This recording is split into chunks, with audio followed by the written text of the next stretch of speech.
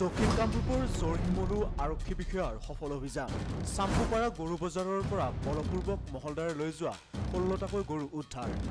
জৰহিমলু আৰক্ষীয়ে উদ্ধাৰ কৰে হাইজেক হোৱা আটাইকেইটা গৰু উল্লেখ্য যে যোৱা 11 মাৰ্চৰ নিশা ছয়গাঁৱৰ চাম্পুপাৰাৰ সাপ্তাহিক বজাৰত সংঘটিত হৈছিল ভয়ংকৰ মাৰপিটৰ ঘটনা গৃহস্থ আৰু গৰু ব্যৱসায়ীৰ সৈতে মহলদাৰ পক্ষৰ মাজৰ সৈতে সংঘটিত হৈছিল এই মাৰপিটৰ ঘটনা গৰু বেচা কিনাৰ খাজনা বিচৰাৰ বাবে মহলদাৰ আৰু গৰু ব্যৱসায়ীৰ সৈতে হোৱা সংঘৰ্ষই চাম্পুপাৰাত সৃষ্টি হৈছিল এক উত্তপ্ত পৰিস্থিতি পিছত ঘটনা সন্দৰ্ভত খবৰ পাই জৰহিমলু আৰক্ষী চকীৰ ভাৰপ্ৰাপ্ত আৰক্ষী বিষয়া পংকজ দাসে আৰক্ষী বাহিনীসহ চাম্পুপাৰা বজাৰত উপস্থিত হৈ পৰিস্থিতি নিয়ন্ত্ৰণ কৰিবলৈ সক্ষম হয় ইফালে পিছত গৃহস্থ আৰু গৰু ব্যৱসায়ীৰ 16টাকৈ গৰু মহলদাৰে বলপূৰ্বকভাৱে ৰাখি দিয়া বুলি জৰহিমলু আৰক্ষী চকীত ব্যৱসায়ীয়ে দাখিল কৰা এজাহাৰৰ ভিত্তিত পুনৰাই জৰহিমলু আৰক্ষী চকীৰ ভাৰপ্ৰাপ্ত বিষয়া পংকজ দাসে অভিযান চলাই নিশাই আটাইকেইটা গৰু উদ্ধাৰ কৰিবলৈ সক্ষম হয় উদ্ধাৰ হোৱা 16টাকৈ গৰু গাঁও প্ৰধানৰ উপস্থিতিত গৃহস্থ আৰু গৰু ব্যৱসায়ীক আজি চমজাই দিয়ে জৰহিমলু আৰক্ষী চকীৰ ভাৰপ্ৰাপ্ত আৰক্ষী বিষয়া পংকজ দাসে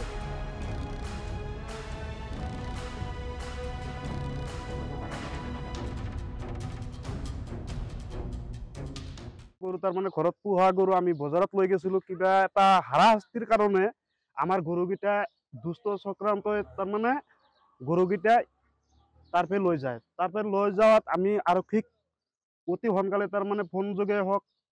মাতিছিলো অলপ সময়ৰ ভিতৰত আৰক্ষীজনে আমাক যাই দিলে যিমান গৰু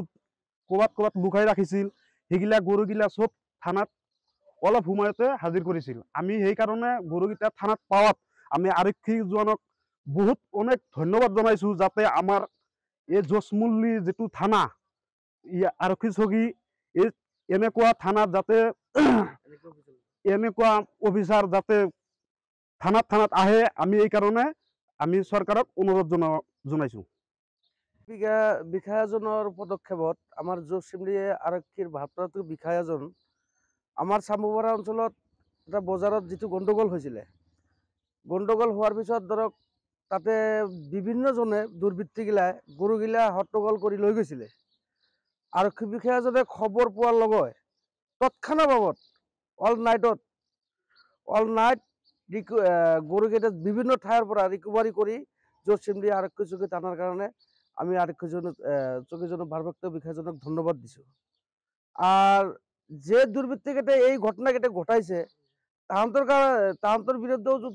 যোনটো ব্যৱস্থা লৈছে সেইটো পদক্ষেপজনক আৰু আৰক্ষীজন এনেকা আৰক্ষী বিষয়া আমি ক'বাত দেখা নাই কাৰণ খবৰ দিয়াৰ লগে লগে তৎক্ষণাত সেইটো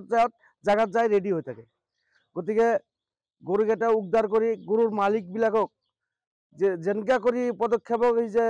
ৰিকভাৰী কৰি আনি সমজাই দিছে তাৰ কাৰণে আৰক্ষী বিষয়াজনক আমি ধন্যবাদ জনাইছো